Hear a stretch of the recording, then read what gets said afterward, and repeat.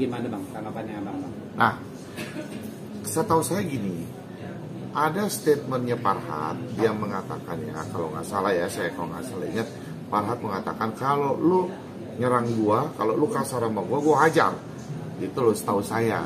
Nah, apakah ada videonya Denny sendiri yang menyerang Farhad atau kasar terhadap Farhad?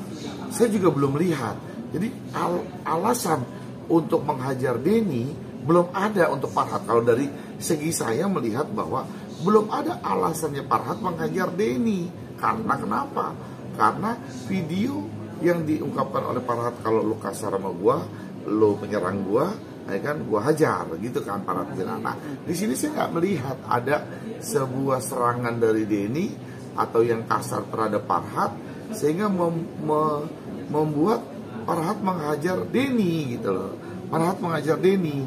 Jadi saya nggak melihat arahnya ke sana. Nah, tiba-tiba Denny datang ke sana, lu hajar gua aja nih gitu loh. Kan apa sih gitu loh, orang kan lu nggak nyerang gua, lu kan nggak kasar sama gua, masa gua mesti hajar lu gitu loh. Kalau saya lihat arahnya ke situ loh gitu loh, kalau saya lihat gitu loh, saya lihat ke situ arahnya. Nah, justru tanyakan sendiri kepada Denny, kan ada kalimatnya justru kenapa dia datang ke tempat Farhad tanpa dia sendiri menyerang atau kasar kepada Farhad, tiba-tiba dia minta diajar. Justru kalau ini harus dibaliknya, sebaliknya tanya Denny. Berarti ada apa gitu kan? Iya, tanya Denny kenapa tiba-tiba dia mau datang ke sana, ya kan, terus untuk kayak seolah-olah minta diajar atau apa gitu loh, ya kan. Nah, itu saya nggak paham. Mesti Denny yang bisa jelaskan itu, Denny yang bisa jelaskan itu. Oke Bang, satu lagi Bang. Bang, ini kan ada dua tim kuasa hukum dari Agus yang mengundurkan diri. Abang menanggapinya hal itu seperti apa Bang? Di dalam persoalan kita nih ya, kan sering bergabung menangani kasus dengan beberapa teman-teman. Kayak misalkan kayak kasus dulu Cirebon, kan Sakatata dan sebagainya. Lalu di dalam beda pendapat, kan penyelesaian terkait menyangkut masalahnya sendiri, lalu kemudian ada yang memundurkan diri, biasa buat saya. Gitu, biasa buat saya. Cuman maksud saya, ketika sudah mengundurkan diri, jangan menyerang kliennya sendiri, gitu loh, kan. Nanti apa? Sebabnya gini, ketika kita jadi pengacara ya, orang mau memberikan kuasa kepada kita, berarti sudah percaya terhadap diri kita, berarti sudah percaya terhadap kinerja kita, bahkan kepercayaan rahasia hidupnya pun juga sudah kita percayakan, bahkan uangnya pun juga sudah kita percayakan kepada klien kita, dari klien kita ke kita.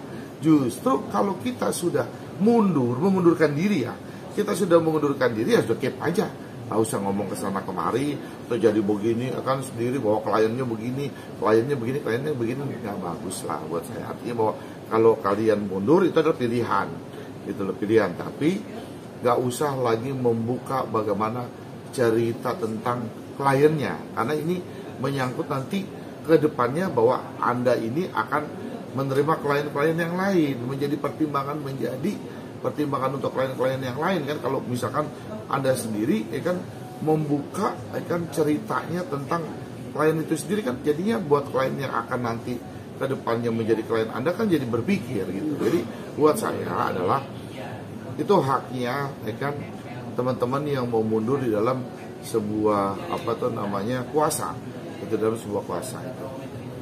Apakah ada percekcokan Bang di dalam kubu tim Agus sendiri? Ya pasti, ya kan orang mundur itu kan ada percecokan dong.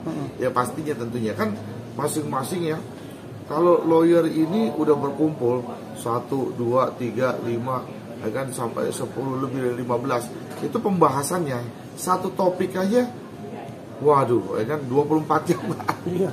Nggak selesai-selesai, karena punya perspektif lain, punya argumentasi lain, punya pandangan lain. Ya kadang-kadang kalau ada orang yang baper di dalam argumentasi itu sendiri, ya biasanya ya udahlah, kan gua nggak suka, nggak begini, itu biasalah, normal lah. Kalau menurut saya normal dalam peristiwa menjadi gabungan seluruh teman-teman masuk dalam kuasa itu biasa. Oke, Bang, terakhir Bang dari saya Bang. Kemarin Agus sempat diperiksa di Polda Metro Jaya Bang, 26 pertanyaan. Apa aja sih Bang Agus sempat cerita ke Abang sebagai tim kuasa hukum?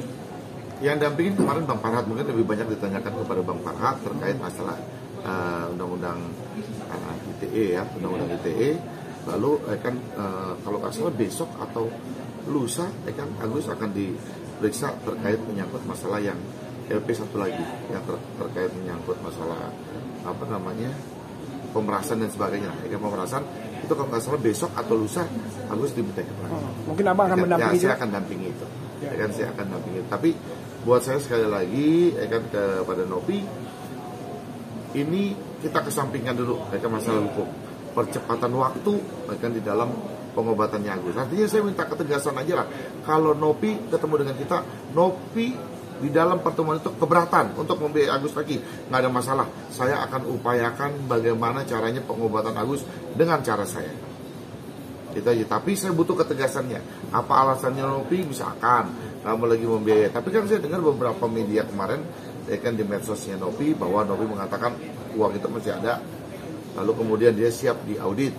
Lalu kemudian yang ketiga adalah bahwa uang itu adalah untuk pengobatan Agus. Nah, itu dulu lah yang kita dudukin ya. Berarti bisa dikatakan abang siap bertemu dengan Mbak Nopi ini untuk mengesampingkan masalah hukum tapi lebih ke kesehatan. Sangat siap, sangat siap. Kita tunggu waktunya. Nopi berada di mana, undang kita akan datang ke sana.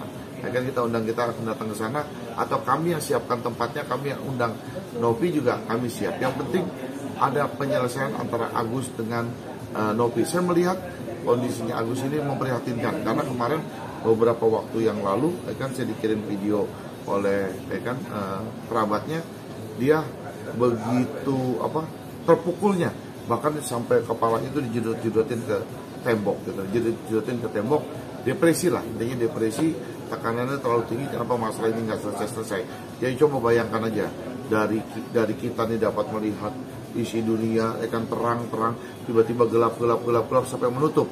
Buat saya nggak sekuat mental Agus. Coba bayangkan seperti itu kalau sampai amit-amit terjadi pada diri kita, saya nggak kuat.